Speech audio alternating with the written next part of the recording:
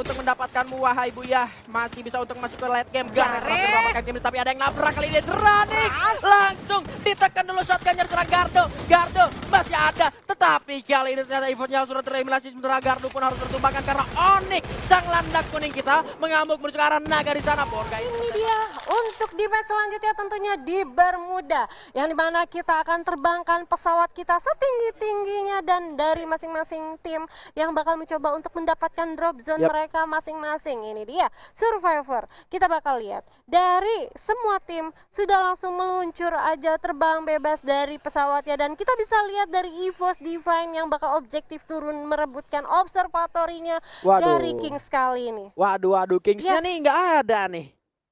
Kingsnya nggak ada ke Obser ya. Kalau gue lihat ternyata Kingsnya bergerak menuju ke area Mil.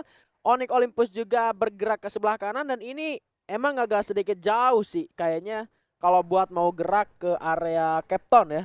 Ya, dan di sini kita bisa lihat juga ya dari Gardu yang bakal mencoba mengambil area rumah beton, yang dimana area pick kali ini. Dan gue rasa di area picknya sendiri tuh nggak jauh ada Onyx Olympus yang mau nggak mau transit dulu mereka. Dia nggak langsung turun ke area Capton, tapi mencoba untuk turun di area tengah dulu menggunakan zipline menuju ke arah Keraton dan berhasil untuk mendapatkan Captonnya mereka. Tapi kali ini seperti tidak ada yang bersinggungan kecuali di area millnya, yang dimana ternyata Kings bakal mencoba untuk memperebutkan posisi area mil kali ini. Ya, kalau gua ngelihat juga tadi kalau nggak salah ya untuk tim EVO sendiri itu nggak ada gangguan sama sekali untuk turun di area observatory. Ini berartinya bakal jadi satu kesempatan juga seharusnya untuk tim EVOS mereka bisa memainkan pattern seperti biasanya. Oke, tapi kali ini kita bisa lihat juga ternyata dari Kings ini cukup berani ya. Yang dimana dia tadi untuk di Bermuda pertama mengambil drop zone dari observatory. Tapi ternyata kali ini dia mencoba untuk memperebutkan area millnya. Ini Kings bener-bener kalau dibilang pelakor dia pelakor, pengganggu dia pengganggu. Tapi gue suka untuk Kings yang sekarang berani banget. Berani banget bikin. Ya berani banget dan sekarang juga mereka di area mil sendiri itu tidak ada gangguan sama sekali dan mereka bisa melakukan gua kalau nggak salah inget kapan ya Kings itu benar-benar bisa nguasain area mil, bahkan sisnya sendiri yang turun di area mil itu harus tumbang sama Kings yang stay di area mil. Ya itulah, jadi pertahanan dari Kings sendiri itu dengan setup dari personal mereka itu ada Strawhead, ada Dix. Baru ulang tahun loh. Baru ulang tahun siapa tuh yang ulang tahun? Strawhead. Oh iya, happy birthday Strawhead dan kayak banyak yang ulang tahun ya. Ada teman-teman dari NXL juga walaupun dia hari ini nggak bermain, but happy birthday. Dan juga ada manajer dari EVOS juga, iya kan? Enggak dong. Kalau aku happy with you, tapi bukan with you, with him. Entah siapa nanti lah. Lanjutlah. Oke, ini dia dan kita bakal lihat sepertinya dari 12 tim dan 48 yang alive yang masih belum ada tersenggol baku hantam. Untuk di early-nya bener-bener damai banget, tidak seperti biasanya. Dan ini dia, kita bisa lihat ternyata Halcyon, Kapten Halcyon kita yang sudah kehilangan beberapa hex point-nya. Dan masih bisa untuk melakukan reset dulu. Ya. Ada Dranix di sana yang sudah mulai menembak juga menuju ke arah Halcyon. Tadi kalau nggak salah itu ada penggunaan dari senjata Bareta atau bisa jadi dari Carbiometric Scope-nya juga dari arah tim Dranix. Nggak salah lagi Black.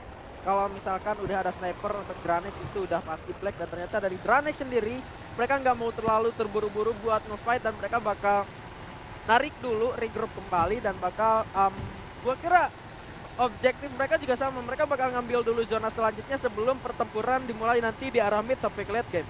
Ya, dan ini yang sangat beresiko juga sih mengambil area drop zone di tengah di tengah map maksud gua. Dan ini beresikonya apa? Beresikonya akan ada tim yang mencoba untuk memperebutkan kompon mereka. Mau nggak mau mereka harus bersusah payah untuk mengusir tim-tim yang bakal coming ke arah mereka. Dan kita bisa lihat juga ya sebenarnya dari 12 tim yang bermain malam hari ini itu ada juga tim-tim yang nothing tulus. Yang memang ya udah gua bakal ketemu di playoff ya gua bakal ganggu banget tim-tim yang lagi mencoba untuk survive mendapatkan bintang. Nah sekalipun memang buat ini juga emang agak sedikit sulit ya untuk apa kayak bisa gua bilang untuk rise up kembali di pot kecil mereka. Contoh kita bisa bilang Dranix agak sedikit sulit, PR mereka ya harus nusunin ada yang di atas. kalau bisa gue lihat juga Kings juga performanya nggak terlalu naik, tetapi yang di bawah juga ini saingannya dari Dranix sendiri, RRQ itu permainannya lagi nge-up, bahkan IOG pun udah berhasil dapetin buyahnya tadi. Dan ini mungkin yang bahkan bisa lu bilang nothing tulus adalah kemungkinannya yang begitu sulit untuk contoh let's say kita ambil tim Dranix, jadi mungkin mereka bakal bisa lebih gangguin tim-tim yang lagi naik-naiknya. Ya, tapi ternyata di area hangar nih harusnya Rimo lagi-lagi harus bertemu dengan teman-teman dari RRQ yang dimana sudah ada open firing dari kedua belah pihak, dan sepertinya dari Pacman sendiri berhasil mendapatkan Kapten J. Ya ampun, langsung di end, gak ke end, gak ternyata di sana. Kali ini juga bakal ada fight antara tim RRQ kembali bersama rekan Rimo Arjuna, yang mana Rimo Arjuna sendiri ternyata mereka lebih memilih untuk narik mundur kembali menuju ke arah belakang karena memang kondisinya untuk mereka sendiri sudah terculik satu playernya.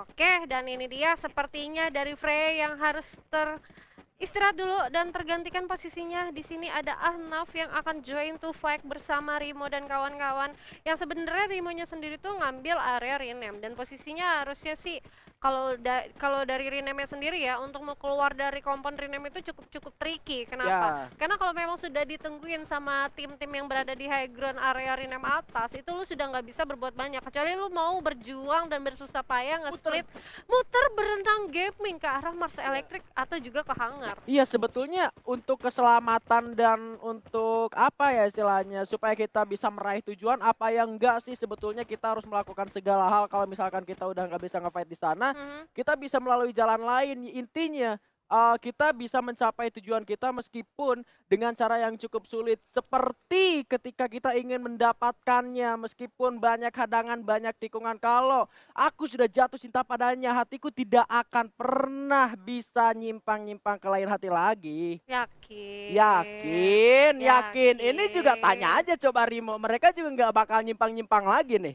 Mereka pasti bakal masuk ke dalam zona selanjutnya, apapun hadangannya, apapun rintangannya. Ya, itu dia ya. Dan kita bakal lihat juga, sepertinya sudah ada firing juga dari tim-tim yang lagi bermain pada malam hari ini. Dan kita bakal lihat POV dari teman-teman First Rider. First Rider mungkin bisa dibilang salah satu tim yang mungkin lumayan nothing tulus juga kan. Dan tadi gue sempat nyimak di mana First Rider itu bisa masuk ke top 3 bahkan. Dan ini satu posisi yang dimana First Rider tuh mencoba untuk nge-up lagi. Tapi di sisi lain juga ternyata di sini rules harus tergantikan juga oleh Abang Straw Hat, di mana Abang Straw Hat kali ini bakal mencoba untuk ngelit teman-teman dari Kings Esports sendiri bakal mendapatkan poin penuh juga. Karena ini kalau gue rasa ya, ini benar-benar posisinya susah. Kenapa? Kalau Kings kemarin sempat dapetin 20 poinnya dan disusul juga sama teman-teman dari IOG, sedangkan poinnya sangat tipis-tipis gap poinnya, dan ini masih bisa untuk kesusul juga untuk malam hari ini.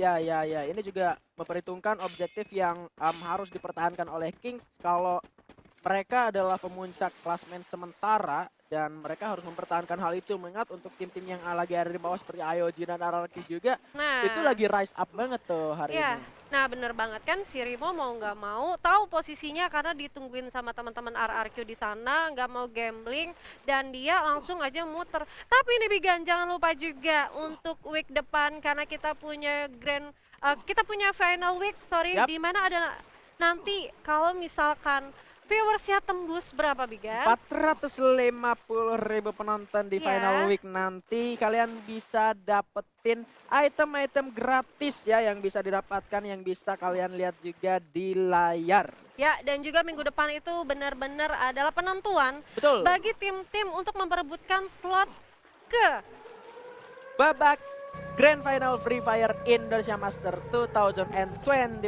Fall. Nah, itu dia, pastinya akan ada memperebutkan bintang ya. Kejar kamu dulu, baru kejar juara dulu. Baru kejar kamu. Karena kalau aku udah juara, kamu pasti nempel sama aku.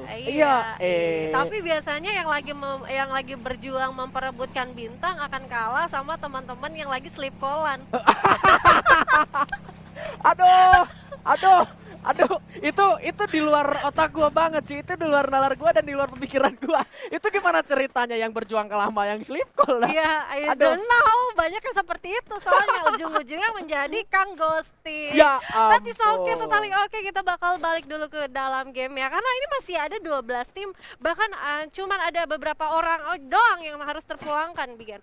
Ya, Ini ya, ya. masih utuh 47 yang alive loh, masih. Ini artinya berarti cuma satu orang yang culik dari Iya, Rimo ya, yang ke iya. ghosting sama RRQ. Iya, bener. Itu tadi ada si J ya, J Ya. yang harus terpulangkan. Dan bener-bener sudah terjadi penumpukan di area atas map harusnya. Karena kalau kita lihat sendiri tadi mapnya itu bener-bener masih masuk ke area Bullseye dan kawan-kawannya. Graveyard Ya. masih masuk. Sedangkan kalau gue rasa EVOS harusnya di atas, tapi Ya. tidak ternyata. Ya kalau gua selalu ngeliat kayak gini, kalau misalkan zonanya di Bermuda, kalau misalkan EVOS free looting di observatory, terus zona ketiganya itu ada di arah clock tower sampai factory, itu EVOS 90% bisa dapetin buyah karena mereka berjalan sesuai dengan pattern mereka, bergerak begitu jauh dan masuk di tengah zona. Tetapi kali ini zonanya benar-benar ada di dekat area observatory dan seharusnya mereka nggak terlalu jauh untuk melakukan perbedaan tempat. Iya, dan gue rasa dengan dia mendapatkan area graveyard yang banyak banget kompon yang bisa dihadang, ada satu rumah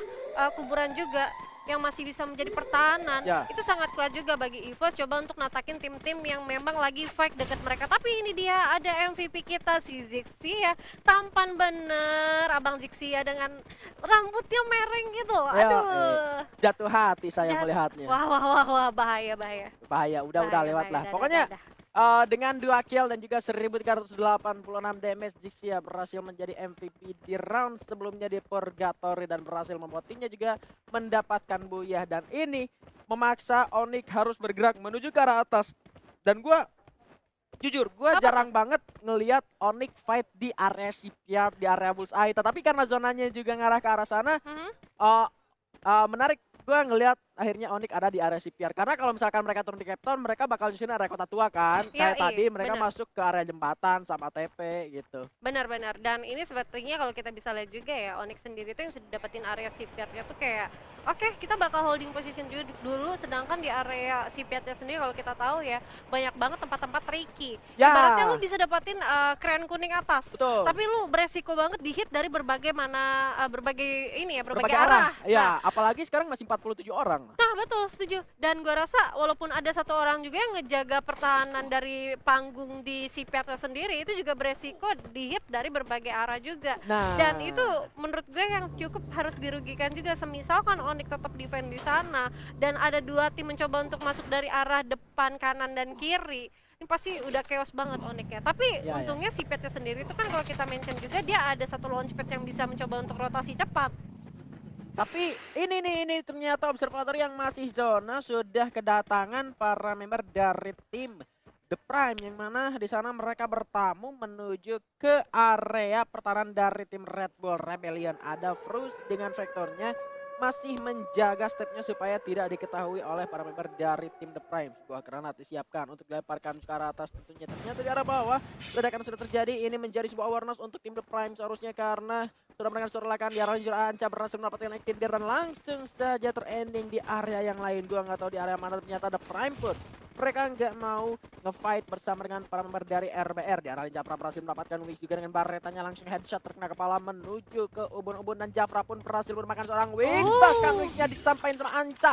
Dia Rhythm First Rider Rogi nggak cuan untuk IOJ ternyata karena killnya disampaikan oleh seorang Anca. Ya ini dia steal kill yang luar biasa ya, dia dapetin komponnya ya kan, dia dapat dalam rumah, bisa dapetin 2 kill tanpa harus bersusah payah dan harus berdarah-darah gitu. Sedangkan di sini IOG memang jelek banget sih posisinya. 2 poin itu lumayan sih dapetin untuk poin placementnya. Tapi kali ini kita bakal lihat juga sepertinya sudah terjadi penumpukan di area yang cukup membingungkan, yang dimana kalau kita lihat juga ada RRQ juga yang rotasi menggunakan vehicle, lagi-lagi mencoba untuk mendapatkan posisi yang enak, memperebutkan posisi dari RBR kali ini. Dan ini dia benar-benar langsung dikontorin. 3 orang tumbang dan Bareta sudah di posisi ke-12. Ya ampun, ya ampun, ya ampun. Sudah langsung ditumbangkan, tetapi kali ini masih belum tenang karena GPX sudah melemparkan beberapa granat menuju ke arah tim Anarchy Hades. Dari seorang Justin, bahkan Jars berhasil merupakan Straw Hat. Ternyata ada Kings juga yang datang. Ada Bang dapat seorang Garen langsung ter-end juga dipulangkan secara lobby dari GPX. Hanya masih 2 orang saja, sementara Anarchy Hades sebenarnya masih lengkap dengan 4 orang yang masih stay di arah rumah ayam dan berhasil mendapatkan area tengah zona. Ini dia seperti yang Baby Moon bilang, masuk merangsek menuju ke arah pertahanan dari lawannya di tengah zona dan berhasil untuk mendapatkan zonanya, bahkan mendapatkan 1 squad. Di arah juga sudah ada 1 member energy yang sudah ditumbangkan.